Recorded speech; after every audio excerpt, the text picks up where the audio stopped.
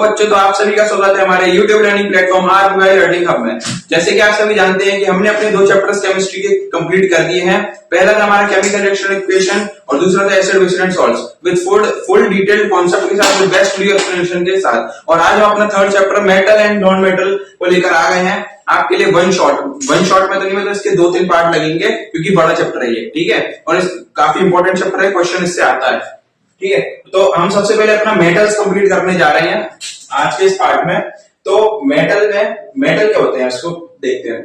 Metal आप सभी जानते हो कि आयरन, कोबाल्ट, है ना, आयरन, कॉपर, सिल्वर, गोल्ड, ये सब, पोटेशियम, प्लेटिनम, ये सब मेटल्स हैं। तो ये होते क्या है कि ये एलिमेंट्स होते हैं, मतलब जो एलिमेंट्स होते हैं ऐसे एलिमेंट्स जो कि मेलिएबल होते हैं, डक्टाइल होते हैं, और जो इलेक्ट्रिसिटी और हीट के गुड कंडक्टर्स होते हैं उनको हम मेटल कहते हैं। मेलिएबिलिटी और डक्टाइल को अभी हम इसकी फिजिकल प्रॉपर्टियां पढ़ेंगे कि ये होता क्या है ना। और ये 93 मेटल्स होते हैं हमारे 118 एलिमेंट्स से 93 तो मेटल्स होते हैं, ठीक है। ये इनके मतलब ये पॉजिटिव आयंस को फॉर्म करते हैं। जब ये इलेक्ट्रॉन को यूज करते हैं तो ये पॉजिटिव आयन फॉर्म करते हैं, और इनको उनको हम कहते हैं इलेक्ट्रोपॉजिटिव एलिमेंट्स। इनके एग्जांपल्स क्या है, जैसे आयरन है, सिल्वर है, ये अपना copper, gold, platinum, lead, potassium, sodium, calcium, magnesium, mercury etcetera. ये सब मेटल्स हैं। और भी काफी सारे मेटल्स होते हैं, बताए ना 93 मेटल्स होते हैं। और अब हम इनकी next physical properties of metal पे बढ़ती हैं। तो हमारी 2-3 प्रॉपर्टी और रहेंगे फिजिकल प्रॉपर्टीज में, फिर मेटल की फिजिकल प्रॉपर्टीज भी खत्म हो जाएंगी। हमारी नेक्स्ट प्रॉपर्टी है सोनोरस। अगर हम मेटल्स को किसी हार्ड सरफेस पर मारते हैं तो वो एक साउंड प्रोड्यूस करते हैं, वो साउंड को हम कहते हैं सोनोरस, ठीक है। मेटल सोनोरस की प्रॉपर्टी भी शो करते हैं। जैसे आप किसी भी आयरन को अगर आप किसी चीज पे बीटिंग करते हो तो वो साउंड प्रोड्यूस करते हैं ना, उस प्रॉपर्टी को कहते हैं सोनोरिटी, मतलब सोनोरस की प्रॉपर्टी जो मेटल शो करते हैं। मेटल्स जो होते हैं, मेटल्स हायर मेल्टिंग पॉइंट होता है मेटल्स में, एक्सेप्ट जो गैलियम और सीजियम है ये लो मेल्टिंग पॉइंट होता है इनमें, ठीक है। ये एक्सेप्शन है, इनको याद रख लेना। एग्जांपल में आते हैं, आयरन का 1535 डिग्री सेल्सियस मेल्टिंग पॉइंट होता है, कॉपर का 1083 डिग्री सेल्सियस मेल्टिंग पॉइंट होता है। मेटल्स में मेटल्स है हायर डेंसिटी बहुत हाई होती है मेटल्स में। अगर किसी भी सब्सटेंस की डेंसिटी को नापना है तो उसका फॉर्मूला होता है मास बाय वॉल्यूम, मतलब मास अपॉन वॉल्यूम। मास ग्राम में आता है, वॉल्यूम सेंटीमीटर क्यूब में। तो अब हम अपने देखते हैं कुछ मेटल्स की फिजिकल प्रॉपर्टीज को।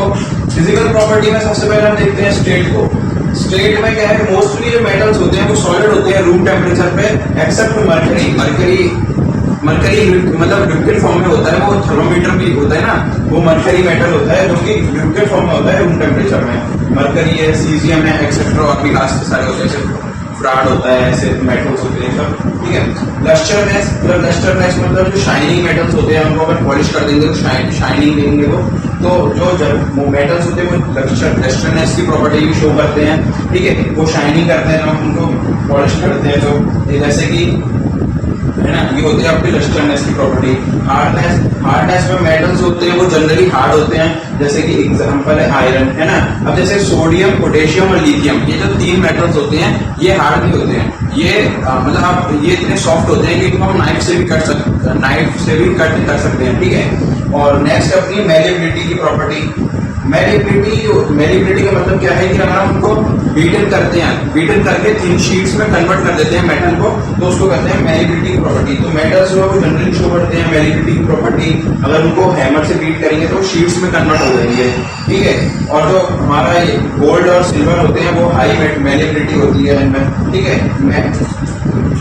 Good conductor of heat and electricity होती है metals, good conductor of heat and electricity होते हैं। जैसे कि सिल्वर और कॉपर जो है वो बेस्ट कंडक्टर होते हैं, है ना। डक्टिलिटी का मतलब है कि अगर हम मेटल्स को वायर में कन्वर्ट कर देते हैं तो वो डक्टिलिटी की प्रॉपर्टी भी शो करते हैं मेटल्स, है ना। तो और जो हमारा गोल्ड होता है वो सबसे ज्यादा डक्टाइल मेटल माना जाता है, पर गोल्ड बहुत एक्सपेंसिव होता है तो उसके वायर्स को कन्वर्ट कर नहीं सकते हैं, इसलिए हम कॉपर के वायर यूज करते हैं। तो कॉपर भी हमारा मेलिएबिलिटी की प्रॉपर्टी को अच्छे से शो करता है।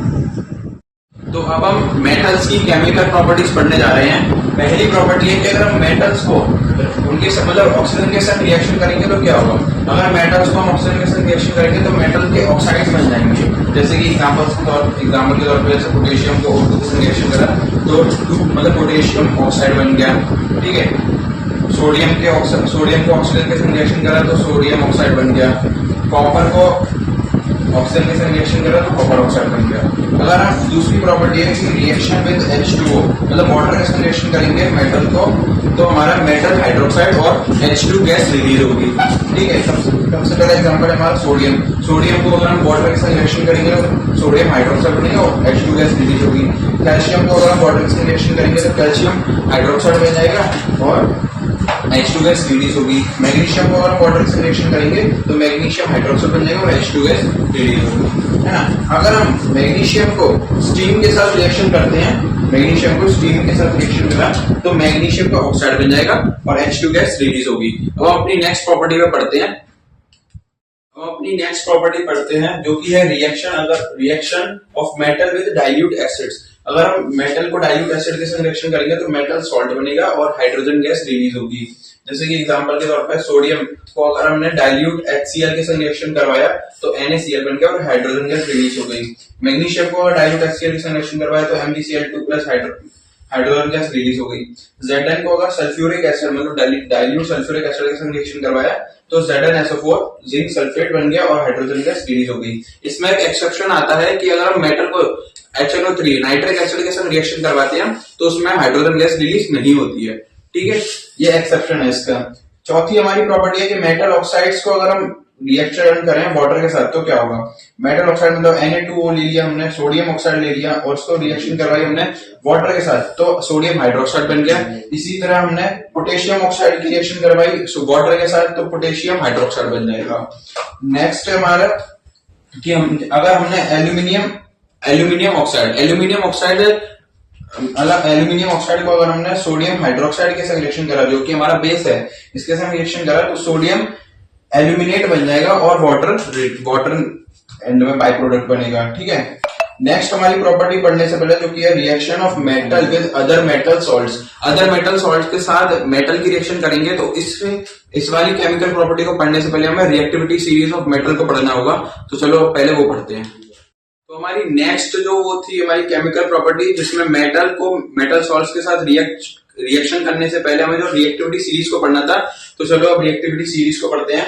रिएक्टिविटी सीरीज में सबसे ज्यादा जो रिएक्टिव होता है वो था हमारा पोटेशियम, फिर sodium, calcium, magnesium, aluminium, zinc, iron, lead, hydrogen आता है, फिर कॉपर, फिर मरकरी, सिल्वर और गोल्ड। सबसे लेस रिएक्टिव होता है हमारा गोल्ड, ठीक है। ये रहा reactivity decreases moving from top to bottom मतलब सबसे ज्यादा रिएक्टिविटी होगी पोटेशियम की, सबसे कम होगी गोल्ड की। अब हम उसके कुछ मतलब रिएक्शन के एग्जांपल्स देखते हैं कि जो हम मेटल सॉल्ट्स के साथ रिएक्शन कर रहे थे मेटल को, जैसे ये मेटल है Fe और ये सॉल्ट है हमारा मतलब मेटल सॉल्ट है कॉपर सल्फेट का।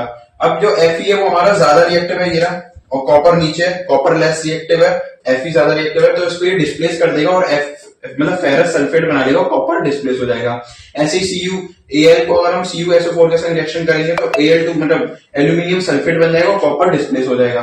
जिंक को कॉपर सल्फेट के साथ रिएक्शन करेंगे जैसे कि जिंक ज्यादा रिएक्टिव है और कॉपर कम रिएक्टिव है ना, तो ये जिंक इसको डिस्प्लेस कर देगा कॉपर को और जिंक सल्फेट बन जाएगा और कॉपर डिस्प्लेस हो जाएगा। ऐसे ही हम कॉपर को मतलब सिल्वर नाइट्रेट के संग रिएक्शन करेंगे तो कॉपर नाइट्रेट बन जाएगा और सिल्वर अलग हो जाएगा, ठीक है। और अगर हम सिल्वर को मतलब Ag को CuSO4 कॉपर सल्फेट के साथ रिएक्शन करेंगे तो ये नो रिएक्शन होगी। क्यों? क्योंकि जो Ag है वो हमारा लेस रिएक्टिव है और जो कॉपर है वो हमारा मतलब Ag से तो ज्यादा रिएक्टिव है ना, तो इसलिए इसको डिस्प्लेस नहीं कर पाएगा तो ये रिएक्शन नहीं होगी। ऐसे इसमें हो रहा है कि जो Cu है वो एल्यूमिनियम नाइट्रेट के संग रिएक्शन कर रहा है और मतलब अभी हमने देखा कि जो एल्यूमिनियम है वो हमारा ज्यादा रिएक्टिव है और कॉपर कम लेस रिएक्टिव है एल्यूमिनियम से, तो इसी के साथ जो कॉपर है वो एल्यूमिनियम को डिस्प्लेस नहीं कर पाएगा और डिस्प्लेस नहीं कर पाएगा तो रिएक्शन कोई होगी नहीं, ठीक है, समझ गए। तो यहाँ पे आपका जो पार्ट 1 है मेटल एंड नॉन मेटल का वो खत्म हो गया है, ठीक है। और अगर ये पार्ट 1 आपको अच्छा लगा है तो इसे लाइक करें और चैनल RPY लर्निंग हब को सब्सक्राइब कर लें और हमारा पार्ट 2 भी जल्दी आएगा इसी का, ठीक है। तो तब तक के लिए हमारे चैनल पे मतलब देखते रहना कि कब आएगा और जुड़े रहना हमारे संग।